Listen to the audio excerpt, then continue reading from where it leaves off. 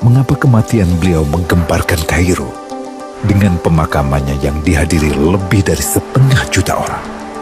Mari kita simak kisah dari Asosiasi Universitas Islam Mesir. Al-Kisah dari kampung kecil bernama Tafahna al-Ashraf, distrik Middle Ghamir, provinsi Dakohliyah, Mesir. Ada 9 orang sarjana miskin lulusan fakultas pertanian. Lalu mereka pun sepakat membuat sebuah peternakan unggas sembari mencari mitra ke-10. Namun mereka terbentur modal. Maka dengan sekuat tenaga mereka kumpulkan dari hasil menjual tanah, perhiasan istri, hingga meminjam. Meski tidak banyak terkumpul, namun mencukupi untuk memulai usahanya. Pertanyaan tersisa, siapa mitra yang ke-10? Insinyur Solah, satu dari mereka, pun berkata, "Aku sudah menemukan mitra yang ke-10. Siapa?" kata teman-temannya. "Allah," lanjutnya. "Allah akan menjadi mitra usaha kita yang ke-10. Allah akan mendapat 10% dari keuntungan kita.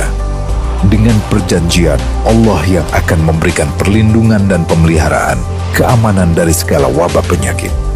Akhirnya mereka pun sepakat.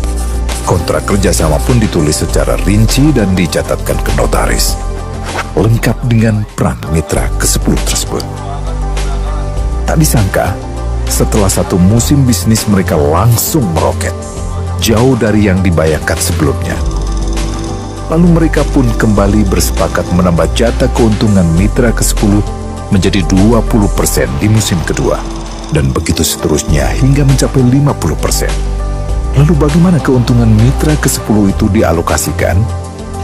Dimulai dengan membangun sekolah dasar Islam putra, lalu lanjut putri, kemudian sekolah menengah putra, kemudian putri. Tambah lagi madrasah aliyah putra, lalu putri. Tapi karena keuntungan terus membanjir, akhirnya dibentuklah Baitul Mal. Dan mereka pun mengajukan ke pemerintah untuk membangun universitas di kampung. Awalnya ditolak dengan alasan tiadanya akses bagi para mahasiswa. Tak berapa lama mereka pun mengajukan pembangunan universitas lengkap dengan stasiun kereta beserta jalurnya dengan biaya mandiri. Akhirnya permintaan ini disetujui, dan pertama dalam sejarah Mesir berdirilah sebuah universitas di perkampungan kecil. Semakin berkembang, dibangun pula fakultas kedua, ketiga, keempat hingga asrama putri dengan kapasitas 600 kamar. Lalu asrama putra dengan 1.000 kamar. Tiket kereta api pun digratiskan untuk memudahkan transportasi menuju kampung tersebut. Tak cukup hanya itu, dibangun Baitul Mal berikutnya hingga hilang kemiskinan di daerah tersebut.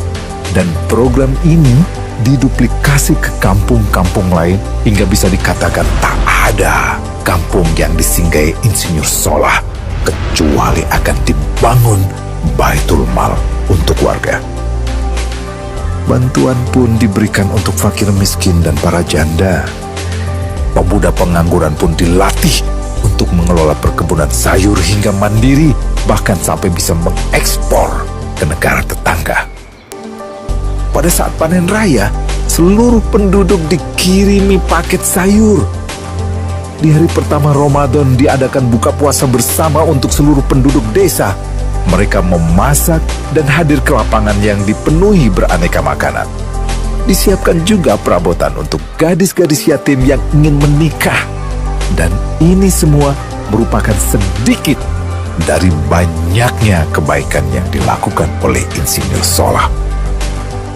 Hingga pada akhirnya disepakatilah keuntungan perusahaan 100% untuk Allah. Insinyur Solah yang awalnya adalah salah satu mitra usaha berubah menjadi karyawan Allah. Dia hanya menerima gaji, namun dia memberikan Tuhannya syarat agar membuatnya hanya butuh kepadanya dan hanya meminta kepadanya. Inilah sosok Insinyur Solah Atiyah, aktor utama kisah menakjubkan ini.